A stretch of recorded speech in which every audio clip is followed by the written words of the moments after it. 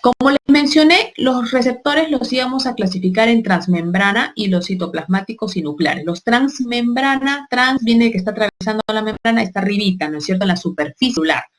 Y los otros son los citoplasmáticos y nucleares. ¿Qué sustancias, qué señales entonces tienen receptores citoplasmáticos? Todas las hormonas esteroideas.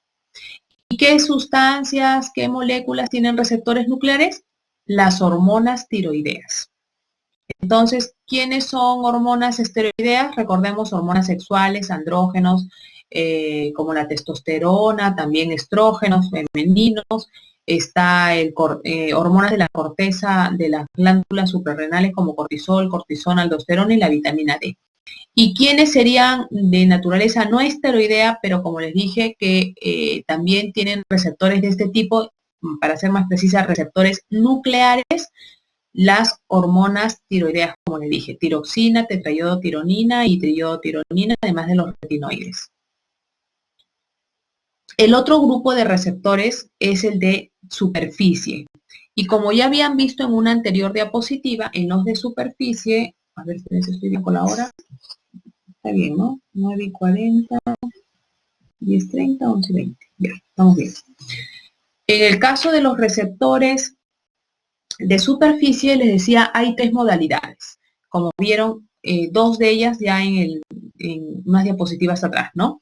Los receptores de superficie pueden ser receptores canal, o sea, pueden ser proteínas canal, aunque se suelen denominar asociados a un canal iónico, pero en realidad ellos mismos son el canal. No sé por qué la denominación de asociado. Los segundos son los receptores asociados a proteínas G. Esta denominación sí está correcta porque este es el receptor que está en verde y la proteína G en verde oscuro y la proteína G está en verde claro. O sea, se acopla, ¿no es cierto? Se asociará, no es parte de, asocia a una proteína G. Y los terceros son los receptores con dominio enzimático, que también los han llamado asociados a enzimas, pero como les digo, no es que se asocien, se unan a una enzima, sino que ellos mismos tienen porciones con actividad catalítica, como son los receptores tipo tirosina quinasa, de los factores de crecimiento. Aquí están justamente los del tercero que les decía, los receptores con actividad enzimática intrínseca, tirosina quinasa. Aquí están los receptores de los factores de crecimiento, del factor de crecimiento epidérmico, del factor de crecimiento fibroblástico, del factor de crecimiento plaquetario, de la insulina, del tipo insulínico también, entre otros. Y tienen todos dominios enzimáticos. Bien, volvamos a los mensajeros, a las señales.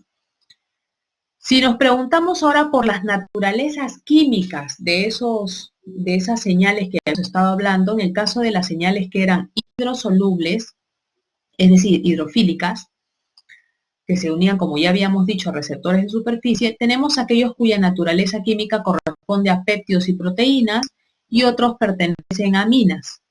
Dentro de los péptidos y proteínas tenemos, por ejemplo, insulina, glucagón, la hormona antidiurética, tenemos la oxitocina, angiotensina, factores liberadores de hormonas hipofisiarias, endorfinas y los factores de crecimiento y de transformación. Mientras que en las aminas está acetilcolina, serotonina, dopamina, adrenalina, noradrenalina, histamina, GABA y los aminoácidos glicina y glutamato.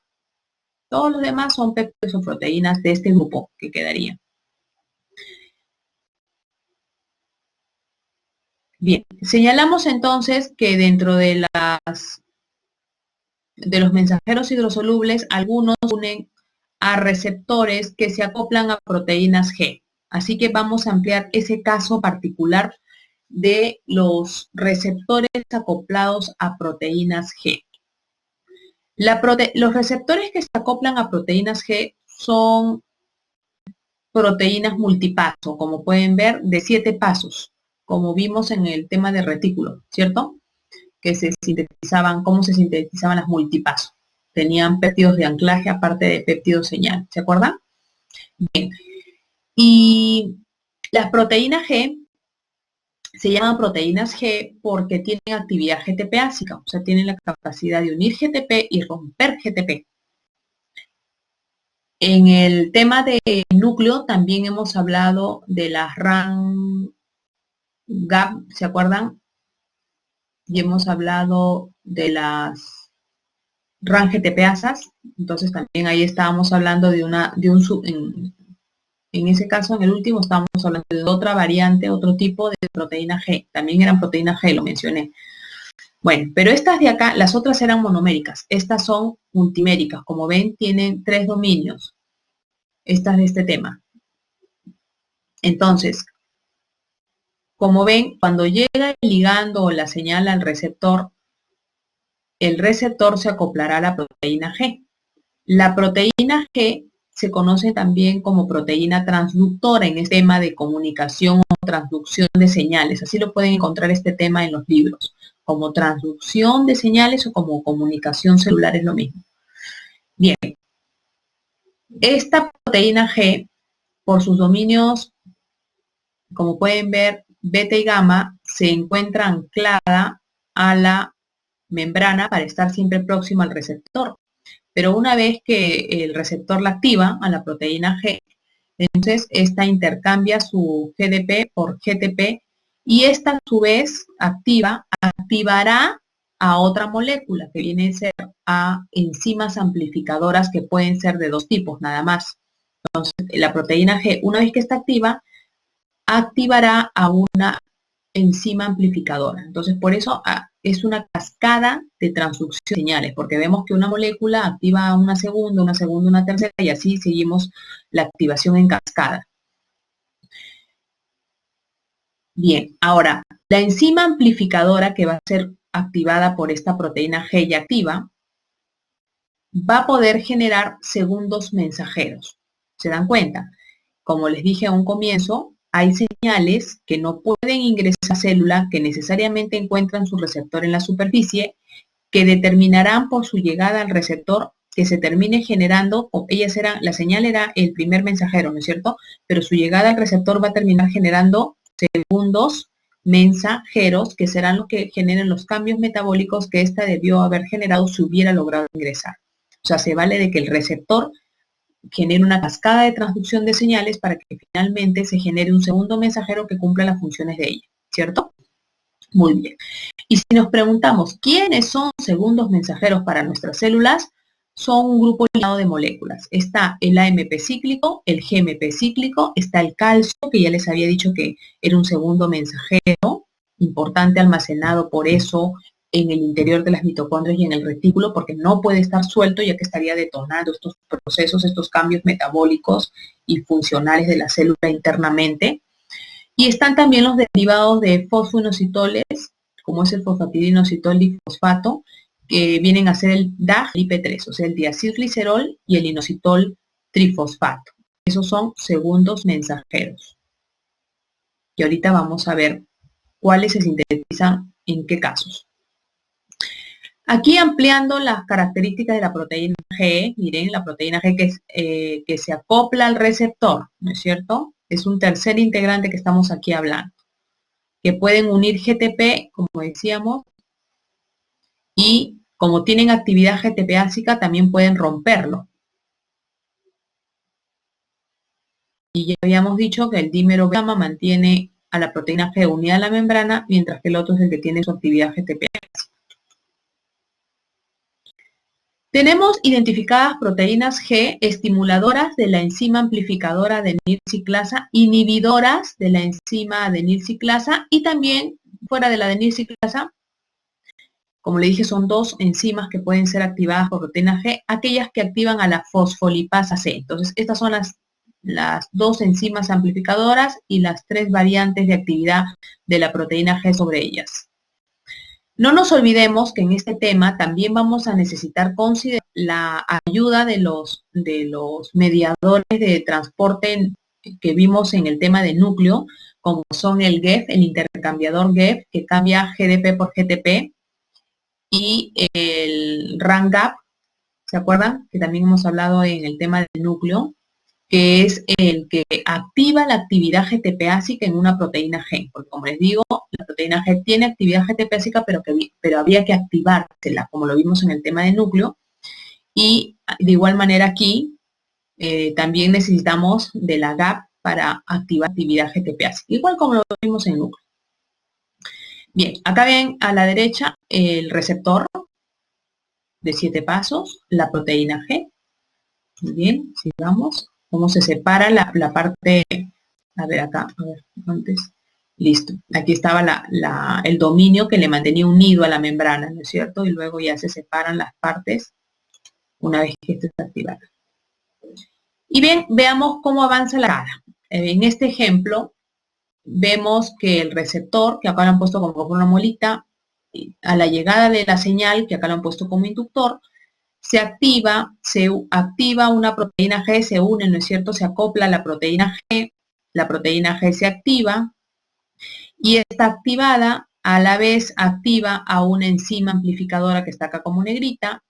Esta enzima amplificadora puede ser la adenilciclasa o también conocida como adenilato ciclasa, que va a sintetizar al segundo mensajero AMP cíclico. ¿A partir de dónde sintetiza AMP cíclico? Como pueden ver, a partir de ATP, de moléculas ricas en fosfato, ¿no? Y ahí está su segundo mensajero que formó. Veamos el otro caso. Espérense. Ya, aquí estamos viendo el otro caso, donde la señal llega de igual manera a su receptor, este se acopla a una proteína G, lo activa, este activa a otra enzima amplificadora. Hemos dicho que pueden ser dos las enzimas amplificadoras a activarse, ¿no es cierto?, por proteína G. En este caso, la fosfolipasa C. Si la enzima que se activa es la fosfolipasa C, esta romperá al fosfolípido fosfatidil inositol bifosfato en DAG y en IP3. IP3 va a encargarse de por sí, miren, estos dos ya son segundos mensajeros, pero a su vez IP3 va a liberar calcio del retículo endoplasmático, o sea que va a liberar a otro segundo mensajero. Y DAG va a dar a la proteína quinasa C, que se encargará de fosforilar una serie de proteínas. Veamos cómo continuaba el primer caso. En el primer caso, donde la enzima amplificadora activa era la adenilato ciclasa, decíamos se sintetiza AMP cíclico como segundo mensajero, ya no DAG ni IP3, sino AMP cíclico. ¿Y qué hacía el AMP cíclico? El AMP cíclico también activaba a una proteína quinasa, pero una proteína quinasa tipo A, como estoy poniendo acá, miren, proteína quinasa tipo A. Estas proteínas quinasas tienen sitios reguladores, que es donde se une el segundo mensajero para activarlas, y una vez que se unen, como ven acá, se liberan sus dominios catalíticos, o sea, el componente que sí tiene actividad de proteína quinasa. ¿Qué cosa es una proteína quinasa? Una enzima quinasa que fosforila, ¿qué cosa? Proteínas. Entonces, como están viendo acá, sus dominios permiten fosforilar esta proteína que acá estaba sin fosfato y ahora sí la ven acá arriba con fosfato.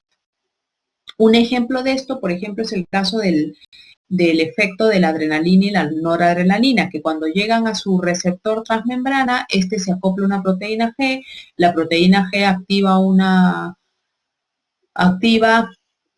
a una enzima amplificadora que sería la adenilciclasa libera AMP cíclico, la AMP cíclico activa una proteína quinasa tipo A y la proteína quinasa tipo A fosforila a una proteína que en este caso particular estamos destacando que es la enzima glucógeno fosforilasa, es decir, la enzima reguladora de la vía de degradación de glucógeno, activándose con ella, ya que esta es la reguladora, activándose con ella el rompimiento de glucógeno, liberando glucosas libres.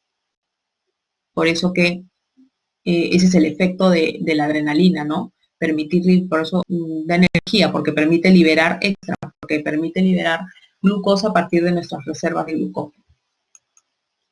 Muy bien, y aquí estaba el otro caso, como les dije. Ahora, la proteína quinasa que se activa aquí, miren, en el segundo caso es la proteína quinasa tipo C, y la otra era la A. La que AMP cíclico activaba era A, en cambio esta es C. C porque es calcio dependiente, por eso es muy importante que IP3 también libere calcio de forma paulatina y simultánea desde el retículo endoplasmático liso. Entonces, este calcio luego se unirá a la calmodulina y este complejo calcio-calmodulina se encargará de fosforilar a una serie de proteínas. O sea, igual que la proteína quinasa C, que va a fosforilar proteínas, el calcio también junto con la colmogilina se van a encargar de fosforilar ciertas proteínas. Y con esto, regular vías metabólicas o procesos, porque como ya les había dicho inicialmente, en una de nuestras primeras clases, un mecanismo muy usual para la regulación metabólica celular es mediante las fosforilaciones. Es un mecanismo muy habitual. Hasta aquí, jóvenes, ¿alguna pregunta? Pensé que no íbamos a lograr terminar, pero hemos terminado. Eran temas larguitos. Por suerte no me he demorado demasiado. A ver, ¿algo que no se entendió?